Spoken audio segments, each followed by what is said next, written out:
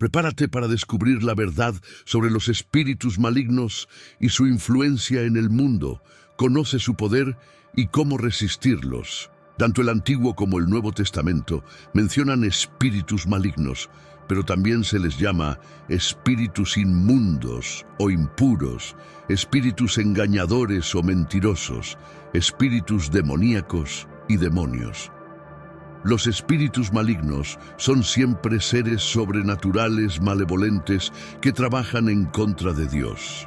Sin embargo, la Biblia también nos dice que, en su soberanía, Dios puede elegir usar espíritus malignos para llevar a cabo sus planes y propósitos, demostrando que Él es el soberano supremo del universo. Mateo 25:41. Entonces Él dirá a los de su izquierda: «Apártense de mí, malditos, al fuego eterno preparado para el diablo y sus ángeles». En Apocalipsis 12:7-9 se relata una guerra en el cielo entre Miguel, el arcángel, y sus ángeles contra el dragón y sus ángeles. Aunque el dragón y sus seguidores lucharon, no fueron lo suficientemente fuertes y fueron arrojados del cielo. Se describe al gran dragón como la serpiente antigua, el diablo y Satanás, quien engaña y seduce al mundo entero, siendo arrojado a la tierra junto con sus ángeles. Aunque los espíritus malignos existen como parte de la jerarquía del mal, con Satanás como su líder, carecen de la capacidad de rechazar completamente el dominio de Dios. Efesios 6:12. En Mateo 12:24, los fariseos acusan a Jesús de expulsar demonios con la ayuda de Belcebú, el príncipe de los demonios. También se menciona que el Señor puso un espíritu engañador en la boca de los profetas para anunciar desastres. Dios puede usar un espíritu maligno para juzgar y vengar, como se ve en el caso de Abimelech en Jueces 9:23. Dios no crea el mal, pero puede permitir que poderes malignos bajo su control traigan ciertos resultados de acuerdo con su plan. Se relata cómo el Espíritu del Señor abandonó a Saúl y un espíritu atormentador lo llenó de depresión y miedo. Primera de Samuel 16, 14, 15. Los términos demonio y espíritu maligno se utilizan frecuentemente de manera intercambiable en el Nuevo Testamento. Estas entidades malignas contaminan y dañan a los seres humanos, buscando cumplir sus objetivos.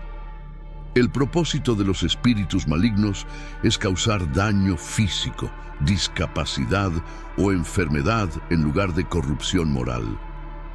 Jesucristo expulsó espíritus malignos de personas poseídas por ellos y dio a sus discípulos la autoridad para hacer lo mismo en su nombre.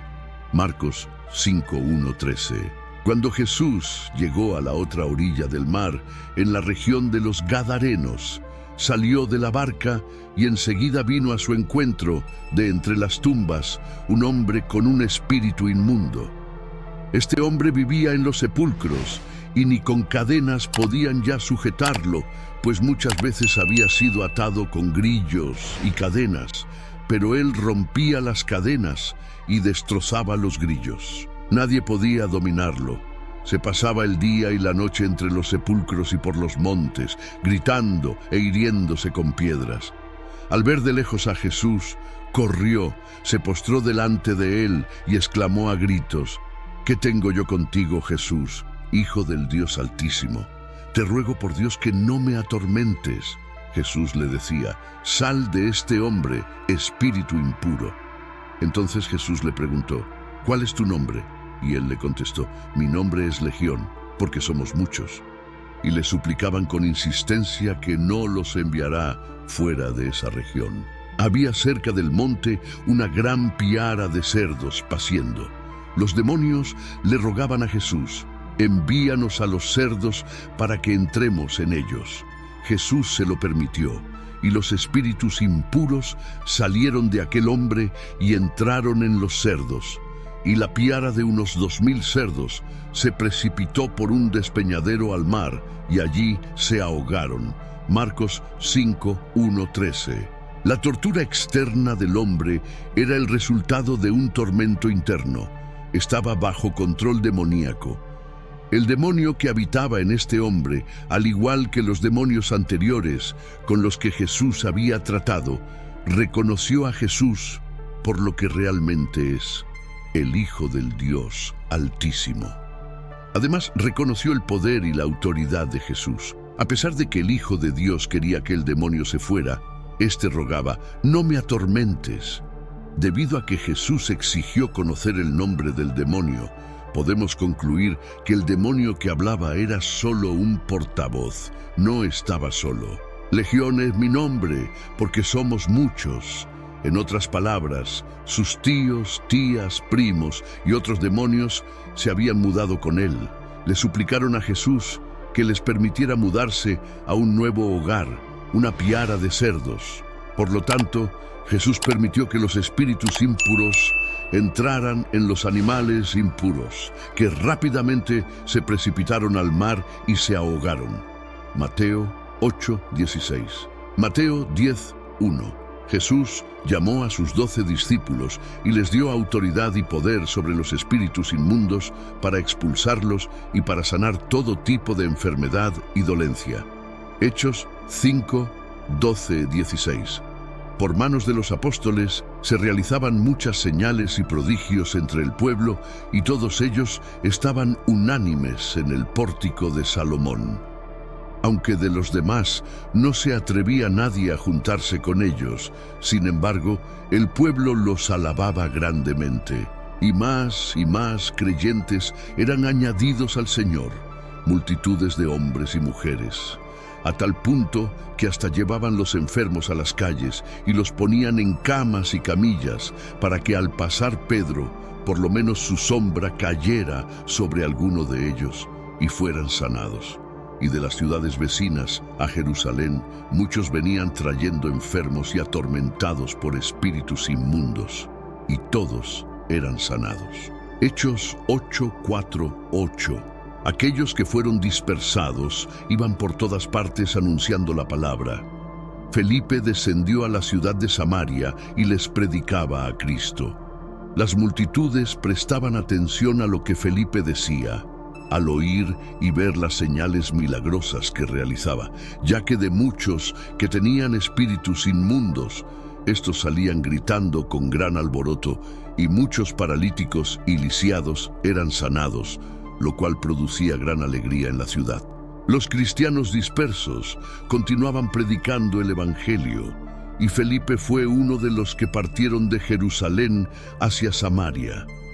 Anunció al Mesías, expulsó demonios, sanó a los enfermos y difundió gran alegría. Los milagros sirvieron para validar el mensaje del Evangelio de manera visible. Hechos 16:18. Ella continuó haciendo esto por varios días.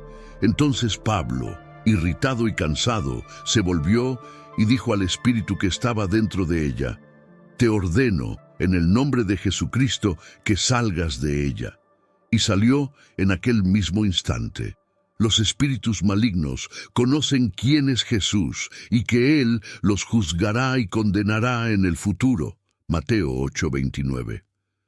Muchas personas serán engañadas por los espíritus malignos y las falsas enseñanzas que inspiran en los últimos tiempos. Primera de Timoteo 4:1. En tiempos futuros, algunos se apartarán de la fe, prestando atención en cambio a espíritus engañosos y seductores y a doctrinas de demonios. Según el libro del Apocalipsis, los espíritus malvados engañosos jugarán un papel significativo en los últimos días. Y vi salir de la boca del dragón, de la bestia y del falso profeta 3 espíritus inmundos a manera de ranas. Porque son espíritus de demonios que hacen señales y van a los reyes de la tierra en todo el mundo para reunirlos para la batalla del gran día del Dios Todopoderoso.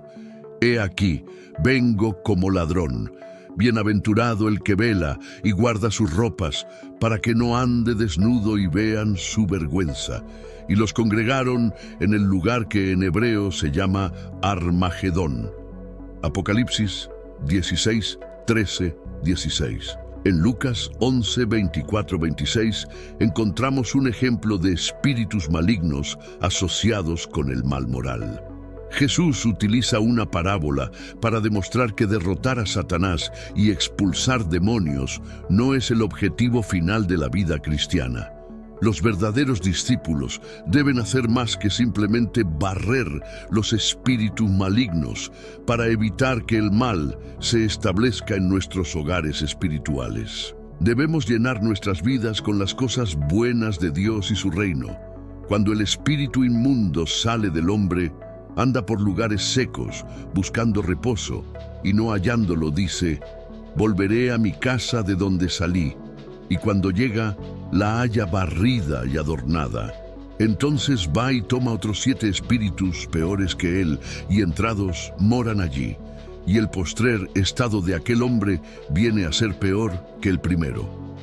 Lucas 11, 24, 26. Santiago 4, 7 exhorta: «Someteos, pues, a Dios, resistid al diablo, y huirá de vosotros». Los espíritus malignos nunca deben ser considerados de manera neutral.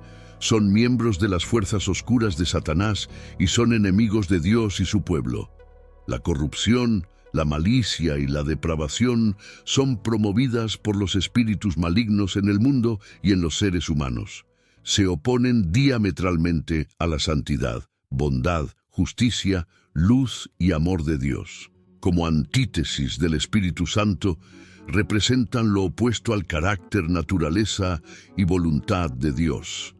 Son hostiles al trabajo de Dios y Jesucristo, y los creyentes siempre deben resistirlos, estar alertas y sobrios, ya que vuestro adversario, el diablo, anda como león rugiente, buscando a quien devorar. Resistidle firmes en la fe. Primera de Pedro 5, 8, 9. Por lo tanto, debemos vestirnos con toda la armadura de Dios para que podáis estar firmes contra las acechanzas del diablo. Efesios 6, 13. Totalmente preparados, inamovibles, victoriosos. Dios les dice a los efesios una y otra vez: estad firmes. Efesios 6, 11, 13, 14. En otras palabras, permanezcan en el área donde la victoria ha sido conquistada mientras están protegidos por la armadura de Dios. Estar bajo un paraguas no detiene la lluvia, pero evita que te mojes. En esta cosa, llamada vida cristiana, tienes que vestirte para el éxito. Cuando llegue tu turno y estés bajo un ataque satánico frontal completo en el día malo, debes estar usando toda la armadura de Dios.